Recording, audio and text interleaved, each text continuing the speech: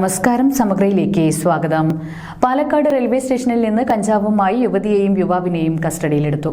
47.7 kilo കഞ്ചാവുമായി ബംഗാൾ സ്വദേശികളായ യുവാവാണ് പിടിയിലായത്. പാലക്കാട് റെയിൽവേ സ്റ്റേഷനിൽ നിന്ന് കഞ്ചാവുമായി യുവതിയെയും യുവാവിനെയും കസ്റ്റഡിയിലെടുത്തു. 47.7 കിലോഗ്രാം കഞ്ചാവുമായി ബംഗാൾ സ്വദേശിയായ യുവതിയും യുവാവുമാണ് പിടിയിലായത്. പശ്ചിമ ബംഗാൾ ഉള്ളി സ്വദേശികളായ സാജൽ ഹൽദർ, ലൗലി മലാക്കാർ എന്നിവരെയാണ് കസ്റ്റഡിയിലെടുത്തത്. 3 ട്രോളി ബാഗിലാക്കിയ കഞ്ചാവാണ് പിടിച്ചെടുത്തത്. പാലക്കാട് RPF ക്രൈം ഇന്റലിജൻസ് വിഭാഗവും റെയിൽവേ പോലീസും ഡാൻസ് ഓഫ് സ്ക്വാഡും എക്സൈസ് റേഞ്ചും സംയുക്തമായി നടത്തിയ പരിശോധനയിലാണ് ഇവരെ കസ്റ്റഡിയിലെടുത്തത്.